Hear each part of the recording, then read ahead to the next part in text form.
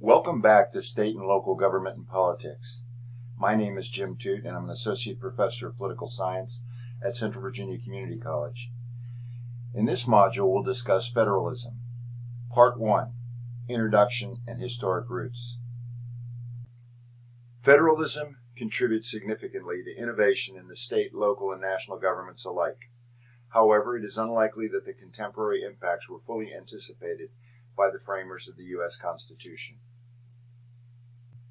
The founders were driven to a much greater extent by a desire to strike a balance in political powers between a nascent national government and the several pre-existing state governments than in promoting innovation and the capacity to adapt to ever-changing socioeconomic and environmental circumstances. As the intergovernmental relationships between the federal government and the several states have evolved over time, federalism has served as an important institutional asset in the service of sustainability. Unlike the more insulated federal government, the several states and their many local governments face increasingly vexing and complex social and economic challenges which cannot be brushed aside in favor of engagement in global politics and national partisan competition. Citizens in our towns, cities, counties, and states frequently demand that action be taken to address their immediate concerns for the quality of life where they live, and they tend to expect tangible results from their state and local governments. Law enforcement services and community safety are good examples of such concerns for immediate tangible results. When criminal activity increases in a state or local jurisdiction, citizens often call for stricter laws, stiffer penalties for violations, and more robust and timely enforcement activities. The term federalism refers to a formal, legal relationship between one or more levels of government vertically organized and a whole host of relationships between similar levels of government horizontally organized. The structure of American federalism was initially intended to protect pre-existing units of government, the states, serving as an authoritative method of assigning or dividing responsibilities among the levels of government. In contrast, contemporary approaches to American federalism, the result of over a century of change, clearly emphasizes collaboration among and across units of government while continuing to respect the distinctive priorities and needs of populations in different state and local jurisdictions. There are 90,056 units of government beyond the national government and the 50 state governments.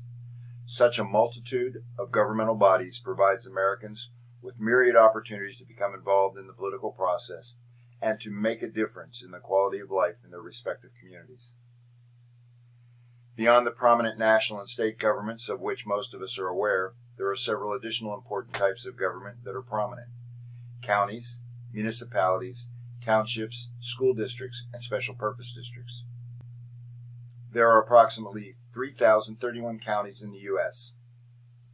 Some states have very few counties. Delaware contains only 3, while some states have many counties. For example, Texas has 254. The Commonwealth of Virginia is divided into 95 counties, along with 38 independent cities that are considered county equivalents for census purposes. The overall number of governments has decreased by 22.9%, from 116,807 in the 1952 Census of Government. While the growth of the national government is a frequent topic of discussion in the news media, the fact of the matter is that local government is the more dynamic component of the public sector growth by quite a margin. Special purpose districts are one of the biggest areas of growth in this regard. There are currently over 51,146 special purpose districts in the United States. The U.S. Bureau of Census places special purpose districts into 4 major categories: natural resources, fire protection, housing and community development, and other special districts. Such other special districts relate to water districts, irrigation districts, sewer districts, road districts, public utility districts, port districts, cemetery districts, and so forth. The origin of American federalism offers a great insight into the values which define American culture and which have guided the development of our public institutions. As a governing arrangement, federalism occupies a special place somewhere between confederal systems and unified governments. Confederal systems are systems of government where the states operate as sovereign governments and the legislature of any one state can set its own laws independent of any other state. Unified systems are systems of government where political power is concentrated in a single location in the hands of a single office, the sovereign, or among a centralized national elite, elected or otherwise. Under the Articles of Confederation, state sovereignty was duly recognized. The Articles bound the states to little more than a promise to engage in mutual armed defense. The Confederation rather quickly proved to be ineffective at coordinating goals or developing cooperative relationships among and between the 13 state members.